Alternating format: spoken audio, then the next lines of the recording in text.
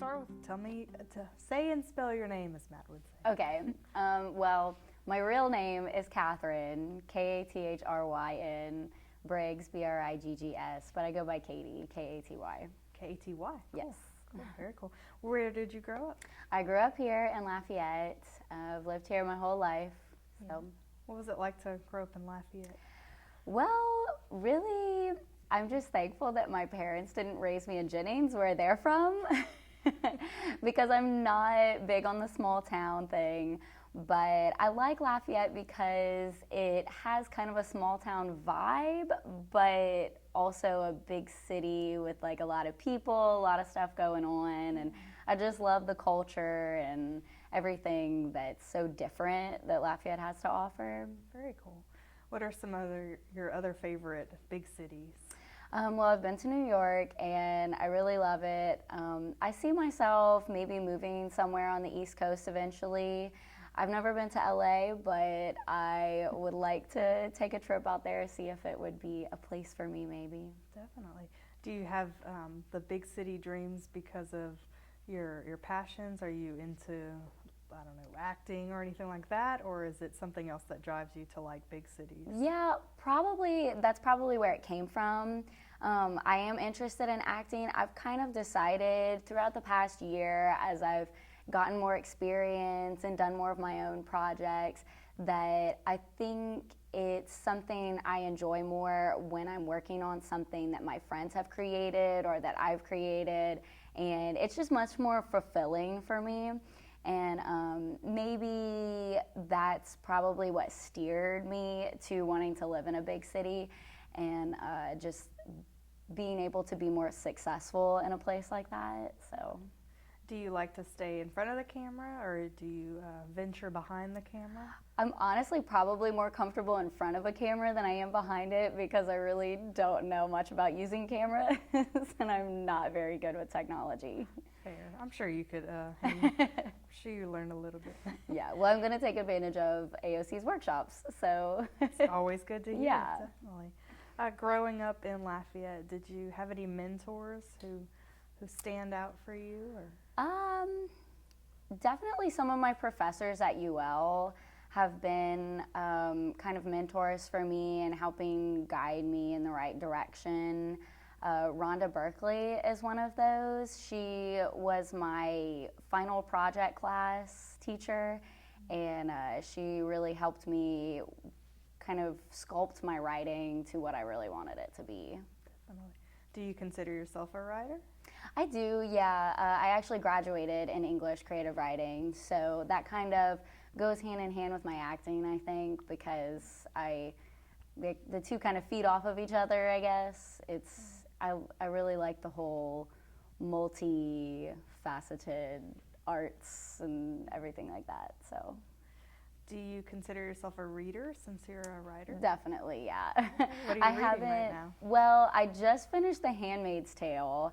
I'm part of this little Facebook book club, which is kind of fun. Since I just graduated, I'm like, wow, I can read anything I want now. I don't have to follow the curriculum anymore. So yeah. I have a lot on my list. Oh, cool. Who are some of your favorite authors? Well, recently I've been really into plays, and some of my favorite playwrights are David Mamet and Chekhov, Samuel Beckett. I did my final project on Theater of the Absurd, so I kind of have a lot of influences in that area. Very cool, very cool. Tell me first how you got involved with AOC. I think I had friends who were members who kind of had their own production team going, and they were students as well at the time. They used the facilities a lot. They rented equipment and showed me how easy it was to make good content on a low budget. So that was probably where that came from. Cool. What was your first impression of AOC? I thought it was like super nice. I honestly was not expecting like something in a post office, bus station kind of thing that Lafayette has to offer, and I was like, this is nice. Definitely.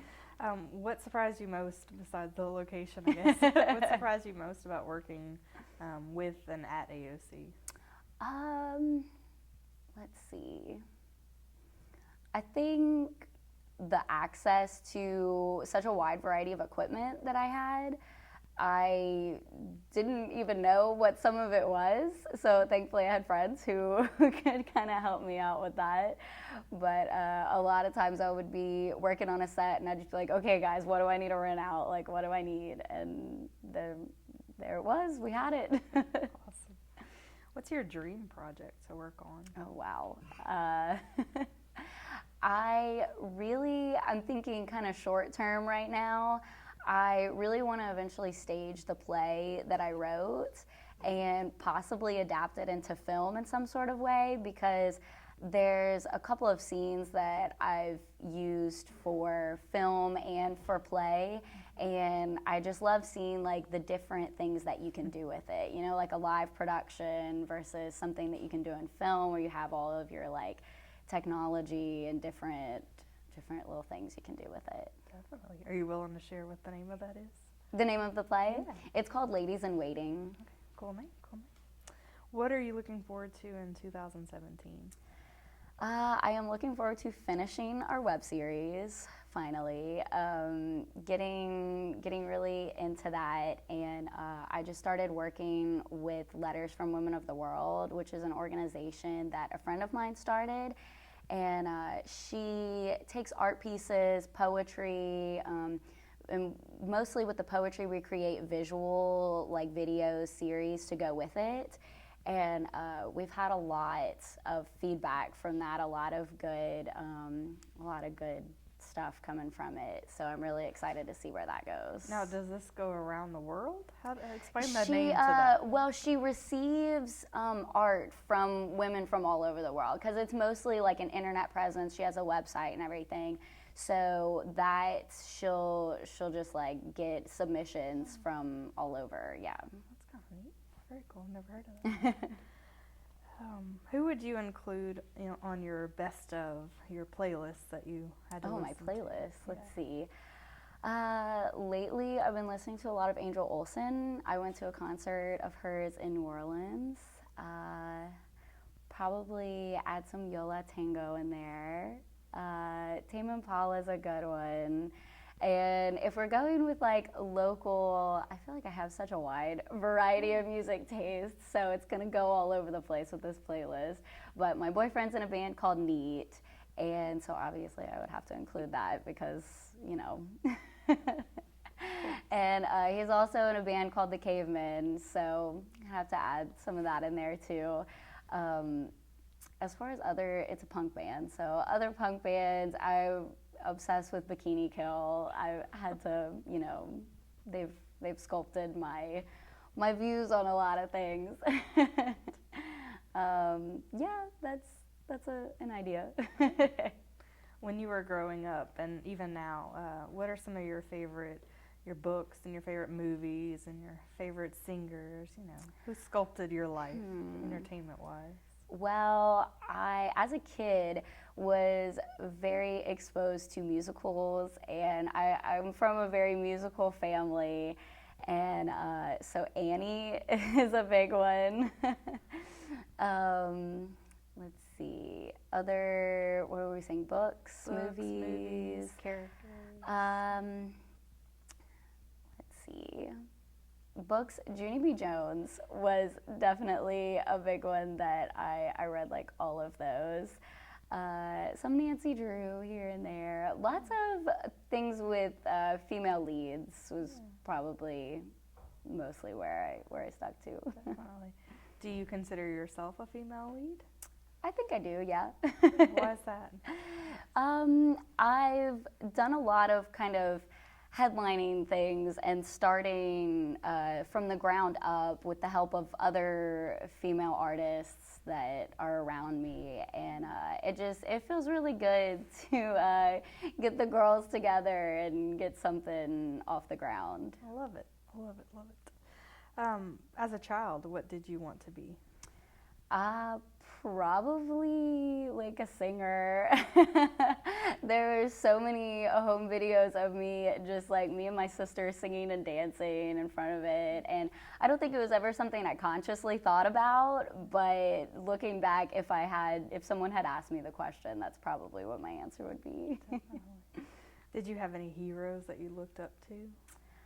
Oh, any girl that was on Disney Channel, probably.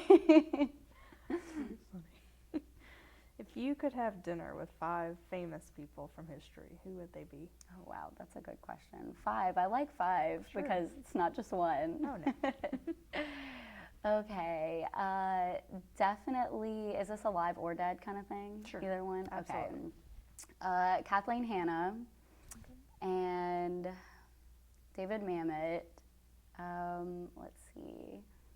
If I'm putting David Mamet in there, I probably have to put Samuel Beckett as well. I'm gonna leave it at that because I really can't think of the last 2. Yeah, definitely. That's a good dinner table. What are you most excited about right now and passionate about? I'm most excited about all of the art projects that I have coming up, the things that I previously talked about.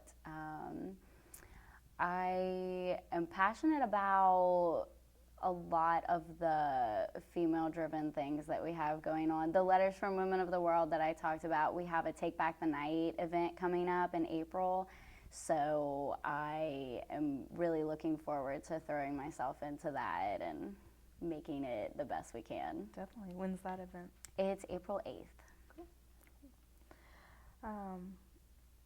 If you were a season, which season would you be? I'd have to say fall, but not Louisiana fall because we don't really have one, but the idea of fall. Sure, a New York fall. Yeah. With actual colors. Just that crisp feeling, like right after summer's ending, whenever, you have stuff to come. It's kind of fresh. What's your superpower? Definitely wouldn't be to read minds. I feel like that would get a little crazy. I think teleportation. Oh, that's the one you'd want. I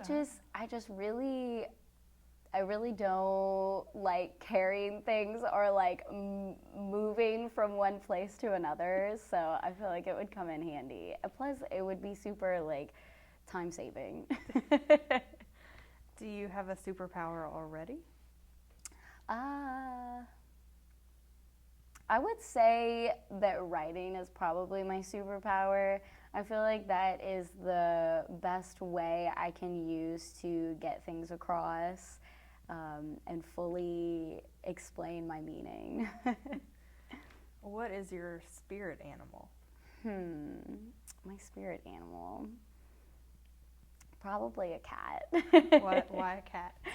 Because they just have the best life. They just kind of get to lay around. They get fed. My cat's super spoiled, so I would love to have her life. Too funny. What achievement are you most proud of in your life?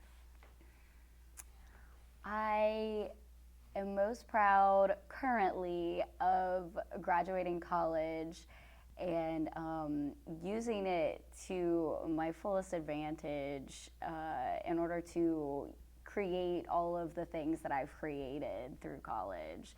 Because I don't think I would have had the motivation otherwise. I wouldn't have had that push to really create everything that I have.